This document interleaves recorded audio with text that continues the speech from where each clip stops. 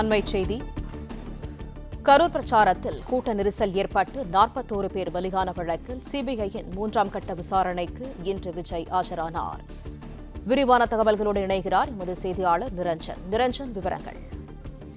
விஜய் அவர்களுக்கு இன்றைய தினம் 7 மணி நேரத்திற்கு மேலாக சிபிஐ அதிகாரிகள் விசாரணை நடத்தியிருந்த நிலையில் மாலை 6 மணிக்கு மேல் அவரிடம் விசாரணை நிறைவடைந்து அவரும் வெளியே அனுப்பி வைக்கப்பட்டிருந்தார்.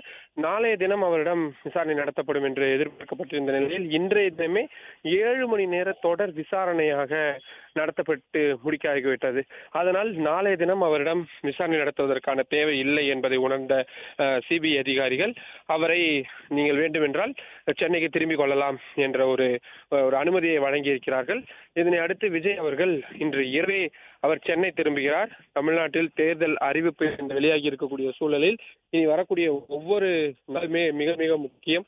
அதனால் கட்சி சார்ந்த பணிகளை தொடர்ச்சியாக மேற்கொள்வதற்காக விஜய் அவர்கள் இன்று இரவே சென்னை திரும்புகிறார் என்ற தகவல் தான் தற்போது நமக்கு கிடைத்திருக்கிறது. அவருடன் வந்த கட்சி நிர்வாகிகள், அவர் தனிப்பட்ட ஓட்டுநர் உள்ளிட்ட அனைவருமே தனி விமானத்தின் மூலமாக இந்த இரவே சென்னைக்கு திரும்புகிறார்கள். இனிமேல் அவருக்கு சம்மன் எதுவும் வழங்கப்படாது. அவர் விசாரணை நிறைவடைந்து விட்டது என்பதான தகவல் தான் தெரிவிக்கின்றன. அதனால் அவர் இம்மீடியட்டாக உடனடியாக சென்னை திரும்புகிறார்.